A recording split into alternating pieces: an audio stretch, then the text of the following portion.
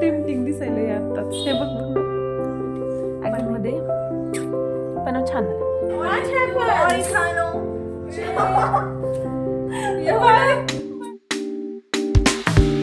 Hi hello नमस्कार, मी ऋतुजा स्वागत करते तुमचं माझ्या आणखीन एका नवीन व्लॉगमध्ये. तर माझा वाढदिवस आणखीन 2 दिवस आहे आणि त्याच्या आधीच मला माझ्या बर्थडेचं सरप्राईज मिळालेलं आहे. तुम्हाला मी एक वेळेस सांगितलं पण होतं माझ्या शॉर्ट्समध्ये की आमूची म्हणजे माझ्या बहिणीची आणि माझी भेट दिवाळीला झालेली आहे आणि तेव्हापासून तिची गेली ती काही आलीच नाही वापस. म्हणजे काही ना काही तिचं पण चालूच होतं म्हणून. आणि आज अचानक 12 वाजता दह्यू आला आणि तो म्हणला की बस तुला काहीतरी दाखवायचं. मग मी बसले आणि एकदम अचानक मागून अशी आमू आली आणि मी एवढ्या मोठ्याने ओरडले. म्हणजे मला एवढा आनंद झाला की म्हणलं आता बास, तर मला माझ्या वाढदिवसाचं सरप्राईज मिळालेलं आहे. मला माझे तू गिफ्ट पण द्यायची गरज नाही आहे, तू आली आहेस तेच माझ्यासाठी गिफ्ट आहे आणि मी खूप खूप खूप खुश आहे. ओय ओ फरी द्या. हां हिरा तो व्हिडिओ चालू की गुड नाईट आय बिव का ग.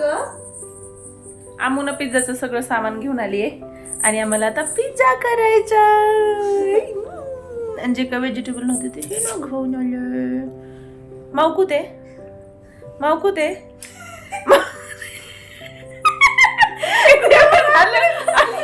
करते मी येते का मुद्दा म्हणा पचका आयुष्यात बी असाच पचका करीत असते. ओ माय गॉड.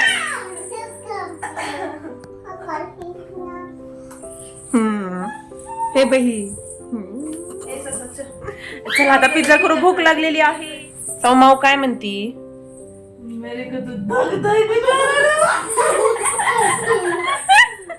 ए सौ माऊचं नाव काय आहे. सावड्या माऊचं नाव काय आहे सांग. सौ माऊ न काय काय आणलं होतं खायला. काय आणलं होतं. आईस्क्रीम.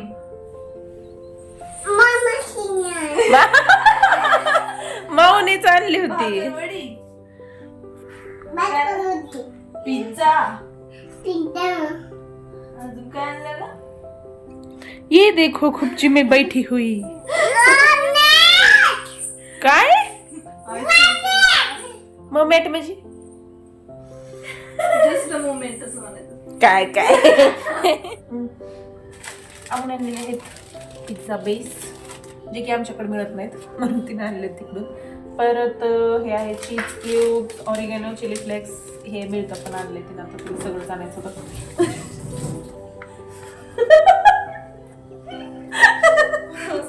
म्हणजे माझ्याकडे होतं सगळं, आईकडे नव्हतं. मग मला सांगायचं नव्हतं ना ती येणार आहे म्हणून. मग कशाला तिला सरप्राईज असं हे करायचं नव्हतं म्हणून तिने सगळंच घेऊन आली मला विचारण्याच्या ऐवजी. आणि हा पिझ्झा पास्ता सॉस आणि आता व्हेजिटेबल्स कटिंग सुरू आहे तिची.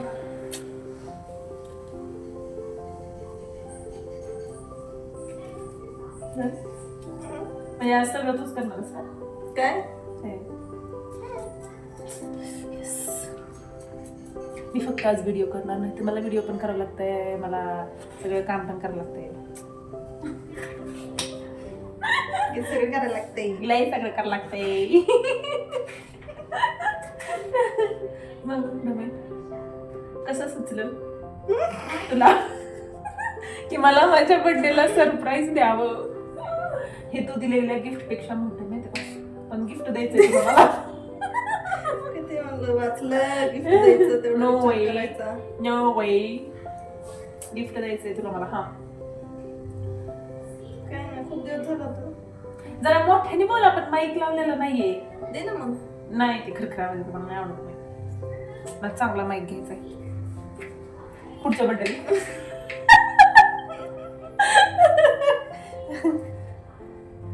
मी जे गुणगान गायले तिचं शॉर्ट मध्ये थोबडी यायला वगैरे वगैरे म्हणून आली ती खरं.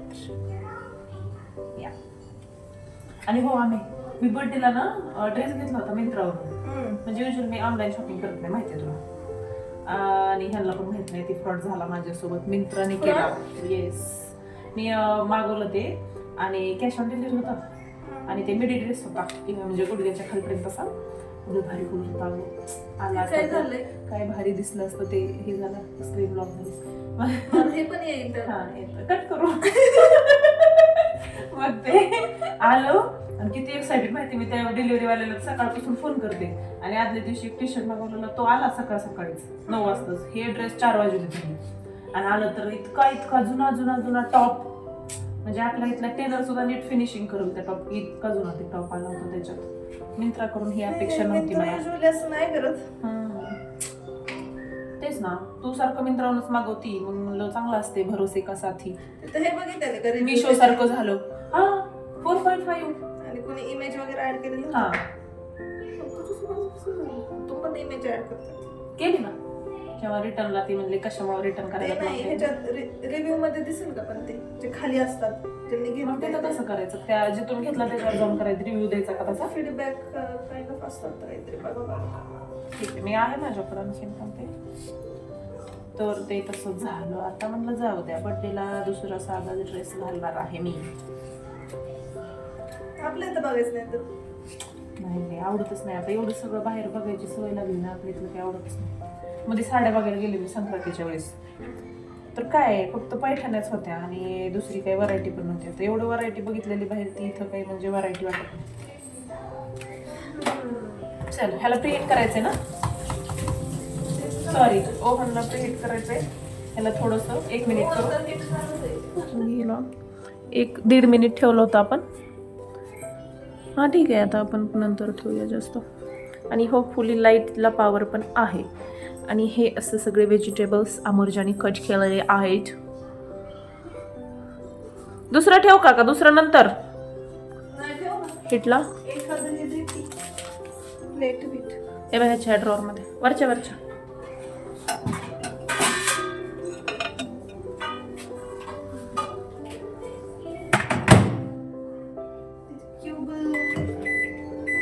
मला हे ओव्हन मध्ये असं हे फिरलेलं तर दिसतं ना तिला आवडतं काय क्यूबचं चीज क्यूब्स मॉझरेला चीज लय भारी नाही ह्याला खिसत बसावं कुठे खिसत आधी काय टाकायचं पिझ्झा पास्ता सॉस टाकायचं असं सॉस आणि त्या बेसला आधी गरम करून का घ्यायचं डायरेक्ट ठेवलं पिझ्झाचं सॉगी होत असेल नाही ते ह्याचं टेस्ट लागतं असं पिठासारखं हां ओके आणि चीजला जास्त वेळ हिट करून जमत नाही ना म्हणून त्याला थोडंसं आधी हे थोडंसं करून घ्यायचं पकवून घ्यायचं हे चिली फ्लेक्स ऑर्गॅन फोड नको माझ्याकडे फोडलेले आहेत पुढे मला दाखवू दे ना आधी तू हे टाकलेलं सगळीकडे पसरून घ्यायचं व्यवस्थित ते 1.5 मिनिट ठेवलं होतं बघ बस का अजून लागेल. ठेवू का 1 मिनिट आणखीन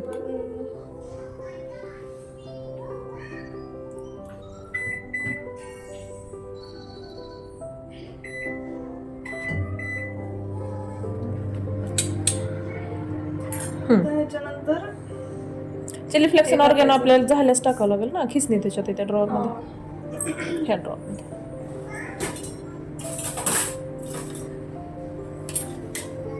आधी चीजचं लेअर द्यायचं मग व्हेजेस टाकायचं आणि मग नंतर आणखीन एक cheese layer oh my God how चीजी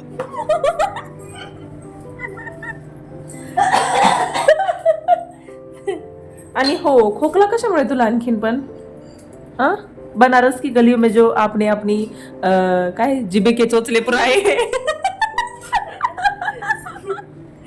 वाराणसीचं street food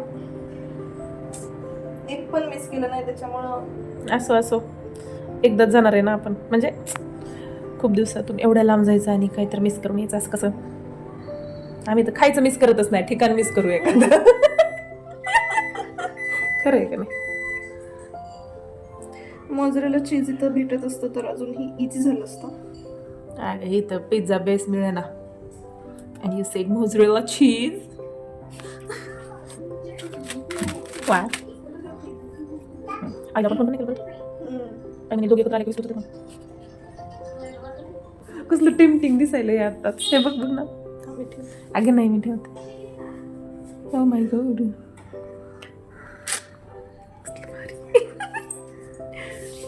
किती वेळाला लावायचं आता हे? आता ते का नाही किती वेळ लावलेलं गं? जाऊ दे, चीज मेल्ट झालेलं दिसेलच ना आपल्याला. 2 मिनिटं. माझं ओव्हन आहे वर्लपूलचं 30 लिटरचं आणि त्याच्यात खूप सारे मोड आहेत. म्हणजे असं डायरेक्ट तुम्ही सेटिंग करू शकत नाहीत. त्यात सगळं ऑटो आहे आणि तो फुल्ली ऑटोमॅटिक असल्यामुळं ना एवढ्या सगळ्या रेसिपीज आहेत त्याच्यावर. फक्त तुम्हाला त्या रेसिपीचा कोड तिथं सिलेक्ट करायचा आहे. आणि मला पिझ्झाचा इंटरनॅशनलमध्ये सापडला होता C12 C12 C012 असं काहीतरी त्याचं होतं. आणि मी तो सेट केला आणि 2.5 मिनिटाचा टायमर तिथं सेट झाला होता. आणि तो टायमर झाला की तुमचा पिझ्झा तयार होतो. असा आम्ही पिझ्झा तयार केलेला आहे. आता प्रत्येक ओव्हनचे मोड वेगवेगळे असतात. काही सेमी असतात, काही फुल्ली ऑटोमॅटिक असतात ह्याच्यासारखे. त्याच्यामुळे प्रत्येकाचं वेगळं राहतंय. हे वर्लपूलचं आहे. काय झालं? पिझ्झा करायला हे बघ कसं दिसते बघ. बघा ओव्हनमध्ये बघा पिझ्झा कसं दिसतंय. जर हे सॉस खान बस. बरं तू वाराणसीला जाऊन आले आता अयोध्येला. मग असं सगळ्यांना काय सांगशील की म्हणजे तिथं काय करू नका आणि हे नक्की करा असं? म्हणजे एखादा तुझा वाईट अनुभव आलाय, म्हणजे वाईट नाही पण हे असं नाही केलं तर चालेल किंवा असं म्हणजे समजून काय म्हणायचं. तसं तर वाराणसीला मंदिर वगैरे खूप सारे आहेत. तर मेन जे मंदिर आहे आपलं काशी विश्वनाथचं, तर तिथलं बुकिंग करून जावं असं रिकमेंड केलं आहे. कारण खूप जास्त गर्दी असते आणि युजल लाईनमध्ये जास्त टाइम लागतो. बुकिंगला काहीतरी पर पर्सन 300 रुपीज आहे आणि ते आमचं किती 15-20 मिनिट आणि बाकी जास्त वेळ लागला असता. आणि ते गंगा आरती वगैरे असते त्याचं पण काही पासेस असतात का? ती फ्रीमध्ये असतं असं? पासेस नसतं. तर 7-7:30ला सुरू होते आरती, पण जिथं असते ना ज्या घाटावर तर 3 वाजल्यापासूनच लोक जाऊन बसतात कारण जागा भेटत नाही. 3 वाजल्यापासून दुपारी जे स्टेज वगैरे असतात ते सगळं फुल होतं. आम्ही किती 4-4:30ला गेलो होतो तोपर्यंत सगळं फुल झालेलं. मग आम्हाला त्यांनी ते बोट नसत का पाण्यामध्ये बोट उभा करतात, म्हणजे तुम्ही उभा करून सगळे समोरून बघितलं. मग ते पैसे घेतात त्या बोटमध्ये हे करायचे. किती घेतले तुम्हाला? पर पर्सन असतं का पर बोट असतं? ते किती रुपये म्हणजे मला वाटते 600-800 मध्ये त्यांनी सगळे. हां ते चांगलं झालं. ते खूप लवकर जाऊन बसायला. मग पहाटेच्या ह्याला तेवढी नसते कंपॅरेटिव्हली, जरा कमी असते. आम्ही दुसऱ्या दिवशी पण गेलो होतो पहाटे 5 वाजता 5-6 वाजता. एक्सपिरियन्स ओव्हरऑल चांगला आहे. पण गर्दी आणि लोक जे तिथले पुजारी वगैरे असतात ते म्हणतात तुम्हाला हे पूजा करून देतो ते पूजा करून देतो. तर आपलं फक्त गेलोय तर चांगलं देवाचं दर्शन घ्यायचं, आरती करायची. आता कसे किती कुठं पैसे जातील कळत नाही. ते तर सगळीकडे चाललंय ना सगळीकडे. आणि युपी मध्ये काही की आता सगळे मोठे म्हणजे तिकडे पण ते शिस्त किंवा लाईनचं. आता इथं काशी विश्वनाथ मध्ये एक होतं आणि अयोध्येला पण चांगलं केलंय आता त्यांनी. म्हणजे बाकीचे असतात मंदिर, जसं वाराणसीचं कालभैरव होतं. आणि वाराणसीला एवढे मंदिर आहेत, मग विजिट कोणत्या कोणत्या मंदिरावर करायचं? कारण एवढे सगळे तर होऊ शकत नाही. आम्ही काशी विश्वनाथ केलं, नंतर कालभैरवचं केलं. ते 2 मेन आहेत म्हणजे जाताय वाराणसीला तर हे 2. कोणता गणपती होता ते एक्झॅक्ट नाव आठवत. आणि मग सारनाथला पण गेलो होतो आम्ही, जिथे ते बुद्धांचं असतं ना ते पण चांगलं आहे. म्हणजे आधीच्या काळातले जुने जे अवशेष सापडलेले ते ॲज इट इज त्यांनी ठेवले सगळ्या मूर्त्या वगैरे. म्हणजे बुद्धांची त्या आधीच्या काळातलं मला नेपाळचे लोक पण देतात. आणि आता अयोध्याला राम मंदिरचं ना अजून पण तिथलं कन्स्ट्रक्शन वगैरे सुरू आहे. तर नॉर्मल लाईनला पण तेवढा जास्त नसतं लागला टाईम. म्हणजे त्यांचं बुकिंग असतं पासेसचं, ते पण फ्री असतं. फक्त ते लवकर बुक होतात सगळे स्लॉट. मग आम्ही 12 वाजता वगैरे चेक करायचो. रात्री 12ला ओपन होतात ना ते. 12-5ला वगैरे बघायचो. झालंय वाटायला मला चीज एवढं नाही वाचलो मध्ये पण छान आलं नाही जास्त फरक. थांब मी काढते, थांब. पोळल कशाचं आहे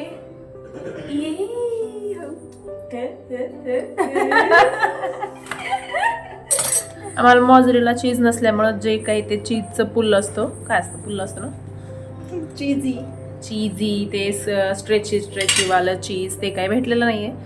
पण टेस्ट सेम असेल असो, जो है सो है अब.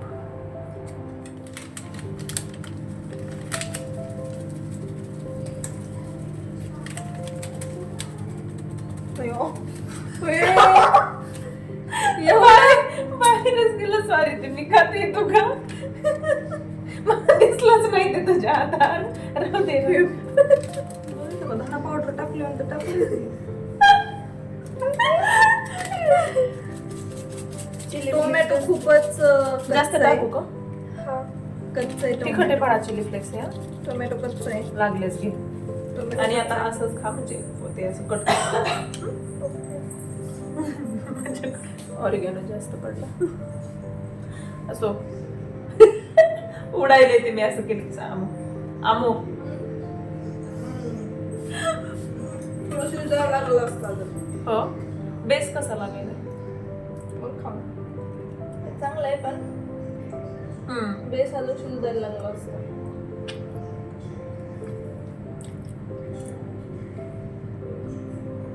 चांगलं आहे पण छान.